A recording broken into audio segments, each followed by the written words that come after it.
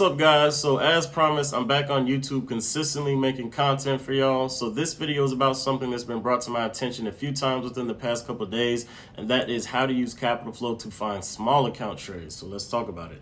So when you see me talk about capital flow, I'm often talking about working your way from the top down. So that would mean starting with the overall flows at the top and then getting into the top contracts by premium.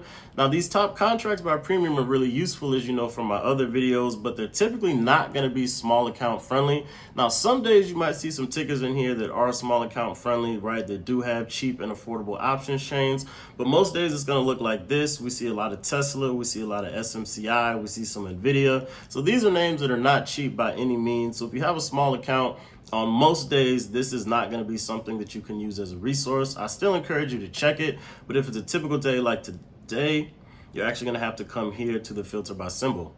So first off, you need to already have yourself a small account watch list. So that's going to be 3 to 5 stocks that are cheap, that have affordable options chains. The options chains are within your budget, whatever that may be. If you don't already have yourself a small account watch list, I'm going to drop some of my favorite small account tickers in the description of this video. So check out the description if you don't have any small account tickers that you already like to trade. I try to do a few things with my small account tickers.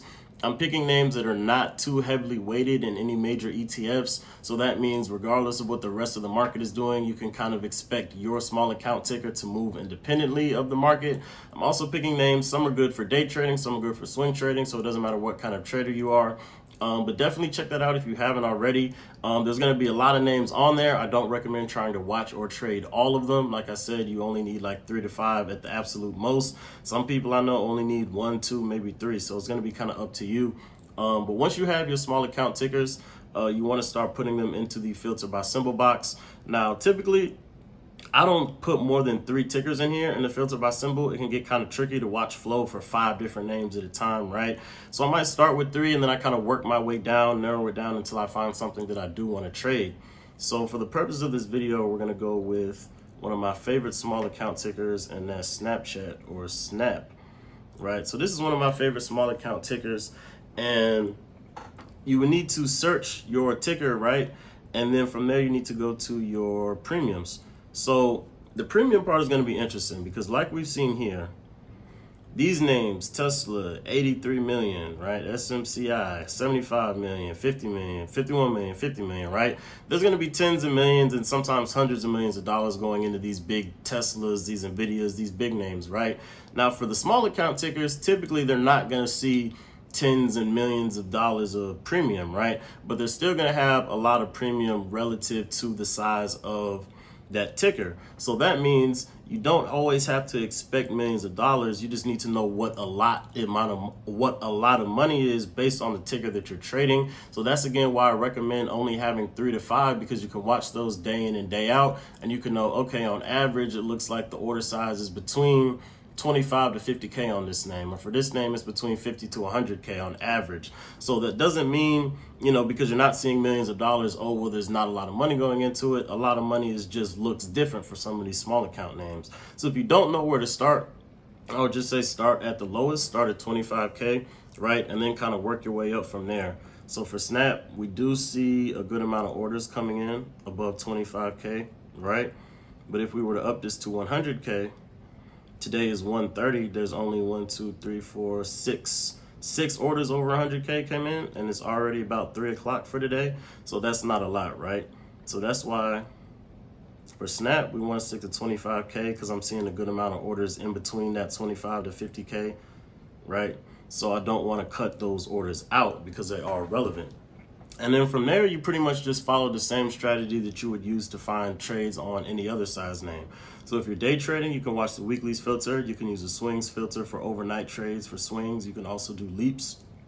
And you're going to be looking for repeat flow. So repeat flow, I've talked about it in some of my other videos. That just means you're looking for consecutive orders that are coming in back to back with large amounts of money going in the same direction.